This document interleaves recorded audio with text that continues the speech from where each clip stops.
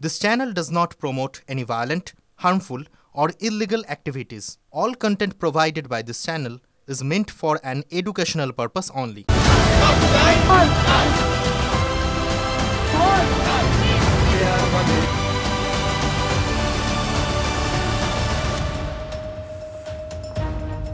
দেখছেন টিভি9 বাংলা। রনিপা রয়েছে আপনাদের সঙ্গে। আজকে অত্যন্ত একটা গুরুত্বপূর্ণ দিন। আজ সেই প্রতীক্ষিত দিনের অবসান হতে চলেছে। 9 আগস্ট থেকে 18 জানুয়ারি, একেবারে 5 মাস পর আজ তিলোত্তমার রায়দান। দুপুর 2:30টায় রায় শোনাবে শিয়ালদা আদালত। তিলোত্তমার খুন ধর্ষণ কাণ্ডের তদন্তে নেমে একদিনের মধ্যেই সিভিক ভলেন্টিয়ার সঞ্জয় রায়কে গ্রেফতার করেছিল কলকাতা পুলিশ। পরে কলকাতা হাইকোর্টের নির্দেশে তদন্ত চালিয়ে ধৃত সঞ্জয়কেই একমাত্র অভিযুক্ত হিসাবে বর্ণনা করে চার্জশিট পেশ করে সিবিআই। 11 নভেম্বর শুরু হয় এই ঘটনার বিচার প্রক্রিয়া। তিলোত্তমার জন্য ন্যায় বিচারের দাবিতে পথে নেমেছিল লক্ষ লক্ষ মানুষ। ফলে অভিযুক্ত সিভিক ভলেন্টিয়ারের আজ কি শাস্তি হয়, ঠিক সেই দিকেই তাকিয়ে রয়েছে গোটা দেশ। দোষী কি শুধু সঞ্জয় রায় একাই? তদন্ত কি গুটিয়ে নেবে সিবিআই? রায়ে শান্তি পাবে তিলোত্তমার পরিবার? এই প্রশ্নগুলো তো সামনে আসছেই।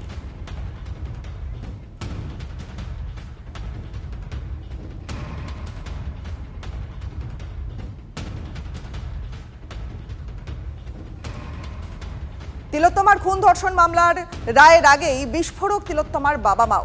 সিবিআই এবং রাজ্য সরকারকে একযোগে নিশানা করলেন তারা। রাজ্য চায়নি বলেই মেয়ে বিচার পায়নি, ঠিক এমনটাই দাবি করছেন তিলোত্তমার বাবা মা।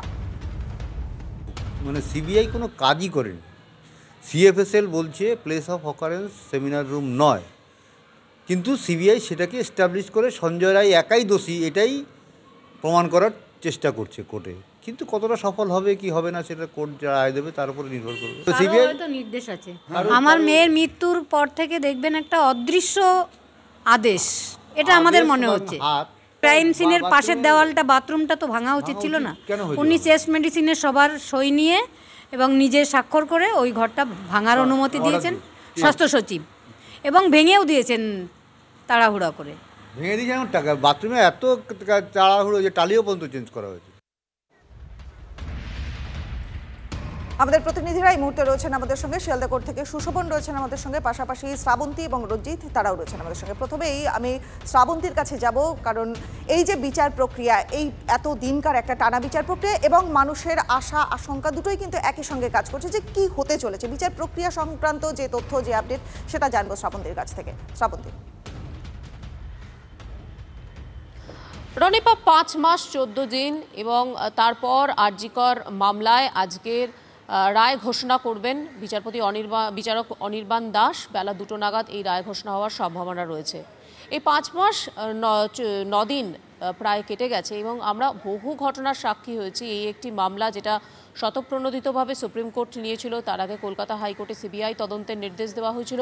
সিবিআই তদন্ত করলো, সেখানেও একাধিক অসন্তোষ হয়ে রইল। দুটো প্রশ্ন উঠে আসছে। একদিকে একদল মানুষ যেমন বলছেন যে অধিকাংশ ক্ষেত্রেই বিচার প্রক্রিয়া বিচার পেতে অনেকটা দেরি হয়ে যায়। এক্ষেত্রে অন্তত একটা ভালো দিক, একটা পজিটিভ দিক, যে মাত্র 5 মাসের মধ্যেই রায় আসতে চলেছে। আবার অন্যদিকে যে তদন্ত তিলোত্তমার বাবা মা তাতে খুশি নন, তারা ফের শীর্ষ আদালতে আবেদন করেছেন। আজকের এই রায়ের পরে কতখানি শীর্ষ আদালতের মামলা গুরুত্ব পাবে সেটা নিয়েও প্রশ্ন থাকছে। যদিও আইনজীবী মহলের মত যে না, নিশ্চিতভাবে শীর্ষ আদালত যেভাবে তদন্ত চলেছে সেটাকে আরেকবার বলতে পারে যে তদন্ত ঠিক হয়নি, বা সাক্ষ্য গ্রহণ এখনো পর্যন্ত প্রায় 50 জনের সাক্ষ্য নেওয়া হয়েছে, যার মধ্যে তিলোত্তমার বাবা একমাত্র ছিলেন, তার মাকে নেওয়া হয়নি। যে ক্ষেত্রে তিলোত্তমার শেষ ফোনটি তার মাকে করা হয়েছিল, সে নিয়েও প্রশ্ন উঠেছিল। আবার নতুন করে কিছু হবে কিনা শীর্ষ আদালতে, সেটা পরবর্তী সময়ে নিশ্চিতভাবে বলা হতে পারে। তবে রনিপা, আজকের এই রায় শুধুমাত্র একজনকে দোষী সাব্যস্ত, তারপর তার কি সাজা ঘোষণা, শুধুমাত্র এর মধ্যে সীমাবদ্ধ নেই।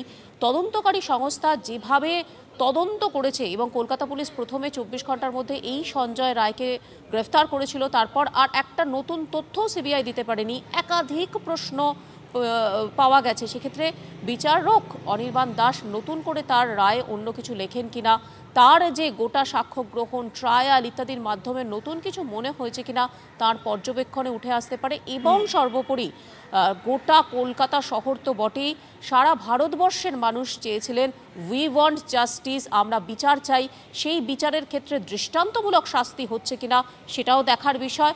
একই সঙ্গে শুধুমাত্র কি সঞ্জয় রায়, সর্বোপরি আরও কি কেউ অভিযুক্ত থাকতে পারে? একেবারে শ্রাবন্তী, গোটা রাজ্য গোটা দেশ সুবিচারের আশায় তাকিয়ে রয়েছে। তুমি আমাদের সঙ্গে থাকো। রঞ্জিতের কাছে আমি একটু চলে যাব, কারণ রঞ্জিত, এতে দেখো কলকাতা হাইকোর্টের নির্দেশের যে তদন্ত, তারপর কিন্তু ধৃত এই সঞ্জয়কেই একমাত্র অভিযুক্ত হিসেবে বর্ণনা করে হয়েছিল। মানে আজকে সঞ্জয়ের ঠিক কী ধরনের শাস্তি প্রদান সঞ্জয়কে দেওয়া হবে, বা একমাত্র সঞ্জয় একাই দোষী কিনা, এই ধরনের প্রশ্নগুলোও তো সামনে আসছে।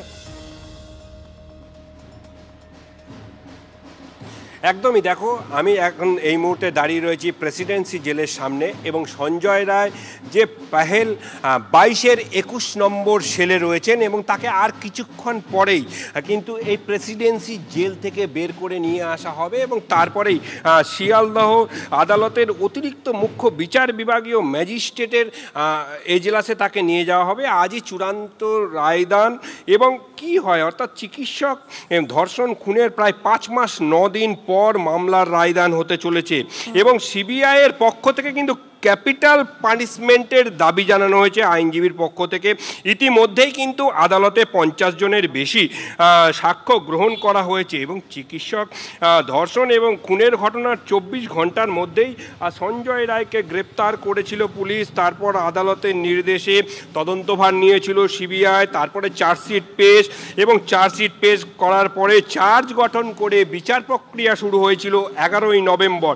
এবং সিবিআই সেই চার্জশিটে সঞ্জয়ের বিরুদ্ধে যে সকল প্রমাণ উল্লেখিত রয়েছে, সেই 9ই আগস্টের সেই দিনে আরজিকর হাসপাতালের জরুরি বিভাগের 4 তলায় সঞ্জয় ছিলেন, মোবাইল টাওয়ার লোকেশন ছিল সেইখানে, খুন হওয়া চিকিৎসকের দেহের মেলা যে ডিএনএর সঙ্গে সঞ্জয়ের ডিএনএ মিলেছে, এমনটাই কিন্তু চার্জশিটে উল্লেখ রয়েছে। ঘটনাস্থল থেকে উদ্ধার হওয়া ছোট ছোট চুলের অংশ বিশেষ সঞ্জয়ের বলে দাবি করেছে। ঘটনাস্থল থেকে উদ্ধার হওয়া ব্লুটুথ ইয়ারফোন, সেটিও সঞ্জয়, সিবিআই এমনটাই দাবি করেছে। এমনকি সঞ্জয়ের শরীরে যে ক্ষত চিহ্ন মিলেছে, সেইগুলো নির্যাতিতার প্রতিরোধের ফলেই তৈরি হয়েছিল, এমনটাই কিন্তু সিবিআই চার্জশিটে উল্লেখ করা হয়েছে। এবং এই তথ্যগুলো উঠে আসছে অবশ্যই। রঞ্জিত, তুমি সঙ্গে থাকো। দেখুন, এই বিষয়ে আইনজীবীরা কি বলছেন, তাদের কি বক্তব্য, তারা কি ভাবছেন, চলুন একবার দেখি। সবটা নির্ভর করছে প্রসিকিউশন তারা কি তথ্য আদালতে হাজির করেছেন তার উপরে। তাড়াতাড়ি বিচারকে পাওয়ার যারা আকাঙ্ক্ষা করছেন, জেনে রাখবেন সবসময় তাড়াতাড়ি বিচারে কিন্তু ন্যায় বিচার হয় না। এরকম একটা ঘটনা, যে ঘটনাটা একটা সাধারণ কোনো ধর্ষণ কিংবা খুনের ঘটনা নয়, অতএব সেক্ষেত্রে তাড়াহুড়ো করা মানে হচ্ছে প্রকৃত অপরাধীদের আড়াল করার চেষ্টা। একটা পোর্শন হয়েছে এবং আরও পুরো তদন্তটা এখনও বাকি। আমরা এটার দিকে যেমন তাকিয়ে আছি, পুরোটার দিকে তাকিয়ে আছি। এখনও পর্যন্ত যেটুকু এভিডেন্স আছে, দ্যাট ইজ সাফিসিয়েন্ট। এই কেসের ক্ষেত্রে এটা সাফিসিয়েন্ট। আমি আবার বলছি, কোন পয়েন্টের ওপর জাজমেন্ট হচ্ছে, কি হচ্ছে, ওটা দেখে আলটিমেটলি মন্তব্য করা সম্ভব। ফাঁসির সাজা ঘোষণা হবে কি অন্য কোনো সাজা ঘোষণা হবে, সেটা নির্ভর করবে এভিডেন্সের কোয়ালিটির উপর।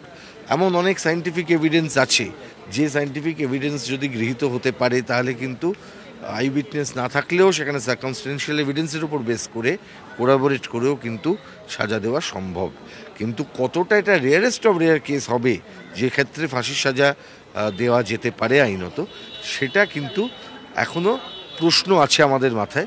নিশ্চিতভাবে মাননীয় বিচারকের মাথাতেও এই প্রশ্নগুলো থাকবে। আইনজীবীদের বক্তব্য আমরা শুনলাম। আমাদের সহকর্মী সুশোভনও রয়েছেন আমাদের সঙ্গে শিয়ালদা আদালত চত্বর থেকে। আর আজকে সব থেকে গুরুত্বপূর্ণ বিষয়, দুপুর 2:30, মানে আর কয়েক ঘন্টার ব্যবধান রয়েছে সুশোভন। এই সময়ের মধ্যে শিয়ালদা আদালত চত্বর, সেখানকার নিরাপত্তা ব্যবস্থা কীরকম, বা সেখানকার মানুষের আশেপাশে মানুষের উত্তেজনা কীরকম কাজ করছে, সেগুলোও জানবো। দেখো, এখানে দাঁড়িয়ে একটা কথাই বলা যায়, যারা পথচলতি মানুষ, শিয়ালদা স্টেশন যেহেতু সকালবেলা প্রচুর লোকের আনাগোনা, তাদের কিন্তু একটাই মনে প্রশ্ন যে কি হবে আর কি তারা শুনতে পাবে। তার কারণ তুমি জানো যে আরজিকরের যে ঘটনা, সেই ঘটনা প্রবাহ যখন চলছিল, একদিকে যেমন পুলিশের তদন্ত, তারপর সিবিআই তদন্ত, এবং তার সঙ্গে একেবারে সমান তালে কিন্তু বেশ কিছু আন্দোলনই শহর কলকাতা ডেকেছিল। এবং সেই শহর কলকাতার আন্দোলন যখন সমানভাবে চলছিল, সেখানে কিন্তু তুমি জানো যে একটাই কিন্তু বারবার কথা উঠে এসেছিল যে জাস্টিস ফর আরজিকর। সুতরাং সেই জায়গায় দাঁড়িয়ে আজকে কি জাস্টিস হয়, অর্থাৎ কি শোনানো হয় আদালত থেকে, সেটা কিন্তু গুরুত্বপূর্ণ। তুমি যেহেতু নিরাপত্তার কথা বললে, তোমাকে একবার দেখানোর চেষ্টা করব। আমি দাঁড়িয়ে রয়েছি একদম শিয়ালদা কোর্টের সামনে। এখানে কিন্তু একেবারে নিরাপত্তা বলয়, যেটা আমরা বলে থাকি, সেই বলয় কিন্তু পুরোপুরি তৈরি করা হয়েছে। তার কারণ সঞ্জয় রায়, তাকে একেবারে জেল থেকে নিয়ে আসা হবে এই কোর্ট লকআপে, তার জন্য একটা প্রস্তুতি। এখানে যেহেতু সংবাদ মাধ্যমের বেশ কিছু কর্মী থাকবে, তাদের জন্য প্রস্তুতি। অন্যদিকে বেশ কিছু রয়েছে, জমায়েত করার একটা পরিকল্পনা রয়েছে। তারা যাতে এখানে আসেন এবং তারা আসলে তাদের পুলিশ সরিয়ে দেয় কিনা সেটাও গুরুত্বপূর্ণ। কিন্তু তারাও যদি আসেন, সেখানে কিভাবে মোকাবিলা করা যায়, অর্থাৎ পুলিশ কিন্তু আজকে পুরোপুরি এখানে প্রস্তুত। আর আরও একটা গুরুত্বপূর্ণ যে কথা দিয়ে আমি শুরু করেছিলাম, যে এখানে পথ চলতি মানুষ প্রত্যেকজন, সে কোর্টের সামনে দাঁড়িয়ে কোনো রকম আইনজীবী হোক বা সাধারণ মানুষ হোক, সবাই কিন্তু আজকে জানতে চান। এবং একটাই প্রশ্ন যে আজকে কি হবে। এবং এই জায়গায় কিন্তু একদিকে নিরাপত্তা যেমন গুরুত্বপূর্ণ, নিরাপত্তা বলয় তৈরি হয়ে গেছে, অন্যদিকে কিন্তু কি একেবারে রায়দান হবে সেটা কিন্তু আরো গুরুত্বপূর্ণ। যেই প্রশ্নের উত্তরের জন্য আর কিছুক্ষণ অপেক্ষা করতে হবে। আর এইখানে কিন্তু গত 5 মাস ধরে সাধারণ মানুষ থেকে আরম্ভ করে প্রত্যেকে যে প্রশ্নের উত্তর জানতে চাইছে, সেই প্রশ্নের উত্তর হয়তো আজকে কিছুটা সামনে আসা সম্ভব হবে। সুশোভন, তুমি আমাদের সঙ্গে থাকো। দুপুর 2:30টার সময় রায়দান হবে শিয়ালদা আদালতে, এবং সেখানকার নিরাপত্তার ছবিটা আপনারা দেখলেন যে কতটা কড়া নিরাপত্তার বেষ্টনীতে ঘিরে রাখা হয়েছে অঞ্চলকে। যারা আন্দোলনরত চিকিৎসক, তারা কি বলছেন, তাদের বক্তব্য শোনাবো। যে বিচার হবে সেই বিচার খুব একটা সুবিধাজনক হবে, বা আমাদের পক্ষে যে ন্যায় বিচার আমরা চেয়েছি তার পক্ষে যাবে আমরা মনে করছি না। আমাদের বিক্ষোভ সমাবেশ আছে ওখানে, ওই মানে শিয়ালদা কোর্টের সামনে। যা পরিস্থিতি হয় রায় বেরোনোর পর আমরা জানাবো। আমরাও তাকিয়ে আছি, কোর্টের দিকে তাকিয়ে আছি। এবং বিচার বলতে যা প্রশ্ন করলেন, আমরা তো ন্যায় বিচার বুঝি। দেখা যাক ন্যায় বিচার আমরা পাই কিনা, এবং ন্যায় বিচার যদি না পাই তাহলে কিন্তু এই আন্দোলন আরও তীব্রতর হবে, এবং তীব্রতর জায়গা পেরিয়ে তীব্রতম হবে। আমাদের সহকর্মী শ্রাবন্তীও রয়েছেন আমাদের সঙ্গে। শ্রাবন্তীর কাছে আরও একবার যাবো। শ্রাবন্তী, 9ই আগস্ট থেকে 18ই জানুয়ারি, মাঝখানে 5 মাস কেটে গেছে। একটা গোটা বিচার প্রক্রিয়া কন্টিনিউয়াস চলতে থাকছে, কিন্তু এই বিচার প্রক্রিয়ার আজকে একটা রায়দানের সম্ভাবনা দেখা যাচ্ছে। এই বিচার প্রক্রিয়ার যে পদ্ধতি ছিল, সেই পদ্ধতির মধ্যে দিয়ে ঠিক কোন কোন বিষয়গুলো উঠে এলো? দেখো, বেশ কিছু প্রশ্ন নিশ্চিতভাবে বলতে চাইবো যেগুলো উঠে রয়েছে, যেগুলো এখনো পর্যন্ত অধরা থেকে গেল। এবং সেক্ষেত্রে আজকের তিলোত্তমার বিচারের যাই রায় হোক না কেন, নিশ্চিতভাবে সকলের সন্তুষ্টি সেটাতে হবে না। বিচার অতি দ্রুত পাওয়া যে ন্যায় বিচার নয়, সে সম্পর্কে আমরা দেখছিলাম আইনজীবীরা অনেকেই বলছিলেন। একইভাবে বেশ কিছু প্রশ্ন, তার উত্তর এখনো পর্যন্ত পাওয়া যায়নি। যেমন প্লেস অফ অকারেন্স, এই পিও যেখানে হয়েছে সেখান থেকে দেখা যাচ্ছে যে পুলিশের প্রাথমিকভাবে দাবি ছিল যে সঞ্জয় রায়ের একটা ইয়ারফোন সেখানে ছিল। পরের দিন যখন তারা তদন্ত করতে গেছেন সেটা পাওয়া গেছে, অথচ দেখা যাচ্ছে যে সেই ইয়ারফোনটা ম্যাট্রেসের নিচে রয়ে গেল। আইনজীবীরা শীর্ষ আদালতে এ নিয়ে প্রশ্ন তুলেছিলেন। তাদের বক্তব্য, যদি ধস্তাধস্তির কারণেই ইয়ারফোন সরে যায় এবং যদি সেটি ঘটনাস্থল হয়ে থাকে, তাহলে ইয়ারফোন কিভাবে ম্যাট্রেসের তলায় চলে গেল, এ প্রশ্নের উত্তর পাওয়া যায়নি।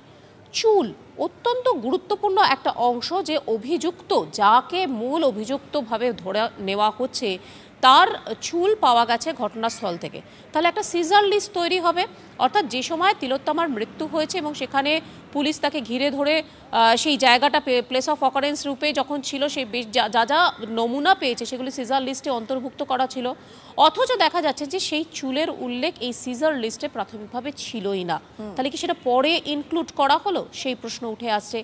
একই সঙ্গে সিএফএসএল এর রিপোর্ট যেটা বলা হচ্ছে প্লেস অফ অকারেন্স সেই ঘরটি নয় যেখানে তিলোত্তমা রাত্রিবেলা শুতে গেছিল, এরকম একাধিক প্রশ্ন উঠে আসছে। যার ফলে কার্যত আজকের সঞ্জয় রায় দোষী সাব্যস্ত হতে পারে, আজকে সঞ্জয় রায় দৃষ্টান্তমূলক শাস্তি হতে পারে, ইত্যাদি ইত্যাদি। যাই হোক না কেন, এই প্রশ্নের উত্তর যদি আখেরে না পাওয়া যায় এবং ভবিষ্যতেও যদি আদতে এগুলি সবকটি প্রশ্ন উত্তর অধরা থেকে যায়, তাহলে নিশ্চিতভাবে কিভাবে তদন্ত হয়েছিল একেবারে শ্রাবন্তী সেদিকে তো নজর থাকবেই, কারণ চার্জশিটও পেশ করেছে সিবিআই, সেখানেও বেশ কিছু গুরুত্বপূর্ণ তথ্য তারা দিয়েছে। আজকে নজর থাকবে এই ঘটনার দিকে, কিন্তু বুঝতেই পারছেন যে চাপানোতর বরাবরই চলেছে এই ঘটনাকে কেন্দ্র করে, রাজনৈতিক চাপানোতর এবং রাজনৈতিক বক্তব্য, রাজনৈতিক নেতারা কি ভাবছেন, তারা কি প্রতিক্রিয়া দিয়েছেন জানবো। রায় কি দেবেন জাজ জানেন, এবং চার্জশিট হয়েছে, যে অ্যারেস্ট হয়েছে কলকাতা পুলিশের হাতে, পরবর্তীকালে হ্যান্ডওভার হয়েছে তার এগেনস্টে। কিন্তু অ্যাজ এ পার্সন আমরা কেউই মানে স্যাটিসফাইড হতে পারছি না। এই কাজটা একার কাজ নয়, এবং নিশ্চয়ই সাপ্লিমেন্টারি চার্জশিটের স্কোপ আছে। যেহেতু সুপ্রিম কোর্ট দেখছেন, রায়ের ব্যাপারে আমি অন্তত বিশেষভাবে উৎসাহিত নই। আমি চাই যে পুরো র্যাকেটটাকে সামনে আনুক, এবং যারা এভিডেন্স ডিস্ট্রয় করেছে তারা পার পেয়ে যাচ্ছে। কিন্তু আমরা মনে করি যে চ্যাপ্টার ক্লোজ হয়ে যায়নি, ও ভারতবর্ষের সর্বোচ্চ আদালত অভয়ার কেসকে এক্সেপশন হিসেবে ধরে তারা তার পরিবারকে এবং সমাজকে স্যাটিসফাইড করবে। আমরা লড়াই করছিলাম কি জাস্টিস, সে লড়াই লড়ে যেতে হবে থ্রেট কালচারের বিরুদ্ধে। এবং আরজি করের যে মেয়েটি খুন হলো, ধর্ষিতা হলো, পিজিটি, তারপরে এখনও কি হচ্ছে মেডিকেল কলেজে এরা জাল ওষুধ, ভেজাল স্যালাইন নিয়ে কারবার করছে, তৃণমূল কমিশন খাচ্ছে, আর তার মধ্যে ডাক্তারদেরকে ভয় দেখাচ্ছে, ডাক্তারদেরকে সাসপেন্ড করছে। তাহলে হাইকোর্ট কী করবে, শিয়ালদা কোর্ট কী করবে? এখনও যারা বুঝতে পারছেন না, যারা মনে করছেন কৌশলে এটাকে ঢেকে দেবেন, চাপা দেবেন, তারা ভুল করছেন। আমি চাই না বিচারের বাণী নীরবে নিভিতে কান।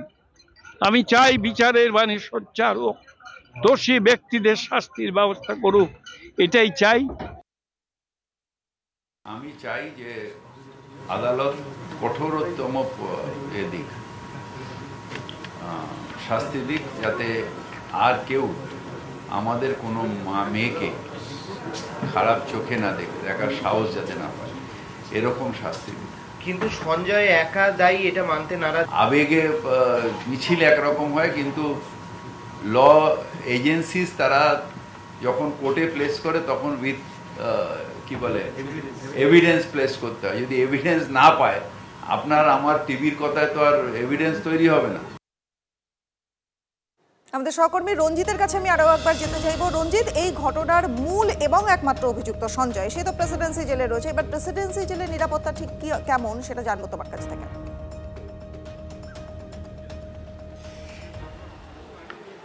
একদমই, দেখো, অন্যান্য দিনের মতোই প্রেসিডেন্সি যে নিরাপত্তা রয়েছে সেরকম নয়, খানিকটা বাড়ানো হয়েছে নিরাপত্তা। এবং সেই চিত্রটা আমি একটু চিত্র সাংবাদিককে দেখাবার জন্য বলছি। সেই চিত্রটা দেখো, যেরকম র্যাফের ফোর্স রয়েছে এবং প্রিজন ভ্যান রয়েছেন, এবং সমস্ত কিছু আটোসাটো নিশ্চিদ্র নিরাপত্তা বলা চলে। সেটা বললে কিন্তু ভুল নয় একেবারে। তাকে যখন এই যে পেহেল 22-এর 21 নম্বর সেল থেকে বের করে নিয়ে আসা হবে, আর কিছু সময়ের অপেক্ষা, যেটি আমরা জেল সূত্র মারফত আমরা জানতে পেরেছি। ঠিক 11:30 থেকে 12টার মধ্যে তাকে বার করে নিয়ে যাওয়া হবে এবং শিয়ালদা আদালতে, এবং তারপরেই সেইখানে তার বিচারের রায়দান ঘোষণা হবে। এবং পরবর্তীতে তুমি আমাদের সঙ্গে থাকো। দেখুন, এই ঘটনায় বহু মানুষ যুক্ত হয়েছেন, এবং পাশাপাশি দেখা গেছে সেলিব্রিটি তারাও কিন্তু সোচ্চার হয়েছেন তিলোত্তমার বিচার চেয়ে, সুবিচার চেয়ে। কি বলছেন সেলিব্রিটিরা, তাদের কথাও শুনবো। খুব যে একটা আশাবাদী এটা আমি বলতে পারবো না, তবে এইটুকু আমি বলতে পারি যে আজ না হোক কাল জাস্টিস, আমি জানি যে justice delayed is justice denied, কিন্তু এবারে জাস্টিস ডিনাইড হতে মানুষ দেবে না। আসলে তো কেস 14 তারিখেই তো যা হওয়ার হয়ে গেছে না, প্রমাণ লোপাট হয়ে গেছে। যদি তেমন কোনো জাস্টিস, তেমন কোনো রায় বেরোয়, ভার্ডিক্ট বেরোয় যেখানে আমরা আশাহত হলাম, তাতেও আন্দোলন থামবে না, তাতেও আমরা বুক বেঁধে আবার পথে নামব। আমাদের সহকর্মী সুশোভনের কাছে এবার একটু যাবো। সুশোভন, তুমি যে ছবিটা দেখাচ্ছিলেন নিরাপত্তার ছবি, একেবারে কড়া নিরাপত্তা, আঁটোসাঁটো নিরাপত্তা ব্যবস্থা রয়েছে কোর্ট চত্বরে। আমি আরও একটু জানতে চাইবো যে এই যে কোর্ট চত্বরের এই যে নিরাপত্তা রয়েছে, এরপর সঞ্জয়কে সেখানে আনা হবে। রঞ্জিত যেমনটা জানাচ্ছিল যে 11:30 থেকে 12টার মধ্যে সঞ্জয়কে সেখানে নিয়ে যাওয়া হবে, রঞ্জিত বলছিল। বাট তোমার কাছে আমি এটাই জানতে চাইবো যে তারপরে এরপরে কি কি ঘটতে চলেছে, বা এই অঞ্চলে ঠিক আর কি কি ঘটনার মধ্যে দিয়ে ঘটনা প্রবাহ এগিয়ে যাবে। একেবারে তোমাকে ছবি দেখাতে দেখাতে সেই কথা বলি। দেখো, সঞ্জয় রায় অর্থাৎ অভিযুক্তকে যখন নিয়ে আসা হবে, একেবারে যেহেতু কোর্ট লকআপ রয়েছে, তুমি দেখতে পাচ্ছ যে পুলিশের গাড়ি ঠিক ওইখান থেকেই কিন্তু যে অভিযুক্তকে প্রবেশ করানো হবে। স্বাভাবিকভাবেই নিরাপত্তার এখানে দুটো চিত্র। এক নম্বর তোমাকে যদি বলি যে তুমি দেখতে পাচ্ছ যে একেবারে শিয়ালদা গেটের ভেতরে যারা পুলিশ কর্মীরা রয়েছেন তারা কিন্তু সেখানে নিরাপত্তার খাতিরে তারা কিন্তু রয়েছে এবং তারা কিন্তু সেখানে নিশ্চিত নিরাপত্তা তৈরি করছেন এবং সেই সমস্ত পুলিশ কর্মী সেখানে থাকছে। প্রায় 200 পুলিশ কর্মী কিন্তু শুধুমাত্র শিয়ালদা কোর্ট চত্বরের মধ্যে থাকবেন এবং তুমি দেখতে পাচ্ছ যে প্রচুর পুলিশ কর্মী সেখানে থাকবেন। আর ঠিক তার উল্টো দিকে, অর্থাৎ আমি যে জায়গায় দাঁড়িয়ে রয়েছি, এখানে কিন্তু প্রচুর গার্ডরেলের ব্যবস্থা করা হয়েছে এবং গার্ডরেলের ব্যবস্থা করা হয়েছে এই কারণেই যে একেবারে যারা আসবে সাধারণ মানুষ তারা যেন দূরের দিকে দাঁড়িয়ে থাকেন এবং তাদের জন্য একটা একেবারে গার্ডরেল দিয়ে একটা আলাদা জায়গা করে দেওয়া হয়েছে। অন্যদিকে সংবাদ মাধ্যমের সুশোভন, সাধারণ মানুষের জন্য গার্ডরেলের ব্যবস্থা করা হচ্ছে। তুমি সেই ছবি দেখাচ্ছ, সাধারণ মানুষ তারা এই ঘটনার সঙ্গে ওতপ্রোতভাবে জড়িয়ে রয়েছেন, মানসিকভাবে জড়িয়ে রয়েছেন, তারা কি বলছেন শুনবো। পুরো কলকাতায় তো আমরা চাই যেন একটা বিচার পাক, সুবিচার আসুক, কিন্তু এতদিন পর হয়ে গেছে যেহেতু মানুষ অনেকটা এটা থেকে পিছিয়ে গেছে, বাট স্টিল আমরা সবাই হোপ মানে আমাদের যে এক্সপেক্ট করি যে যাতে সুবিচার পাক। সত্যি বলতে গেলে খুব ভালো লাগছে বলে কিছু মনে হচ্ছে না, কারণ কোথাও না কোথাও পুরো শহরের বাসীদের এটাই থাকবে যে মনে ভেতর একটা খটকা রয়ে যাচ্ছে কি সত্যি কি একজন ছিল, সত্যি কি অনেকজন ছিল, কেউ কিছু জানে না। আমার বোন, যাকে আমরা আজকে তিলোত্তমা নামে জানি, যার নাম নিজের নামটা হারিয়ে গেছে, তার প্রতি এই অন্যায়টার বিচার হোক রায়দানের পরে। তাহলেও আমি এবং আমার মতো আরও প্রচুর মানুষ পথে থাকবেন, প্রতিরোধে থাকবেন। এর শেষটা আমরা দেখেই ছাড়বো, দেখা যাক কী হয়। যারা পিছনে মাথা আছে তাদেরকে না ধরলে এই অপরাধটা পরবর্তীকালেও হতে পারে। সুতরাং যে অপরাধটা করেছে তার তো সাজা হওয়া উচিতই, সাথে যারা পেছনে আছে তাদেরও সাজা হওয়া দরকার। আমি ভীষণভাবে এক্সপেক্ট করছি যে ওর যেন ন্যায্য বিচার, এত কিছুর মধ্যেও যেন মেয়েটার ন্যায্য বিচারটা যেন আমাদের রাজ্য সরকার মাননীয় মুখ্যমন্ত্রীর কাছে অবশ্যই আবেদন জানাবো।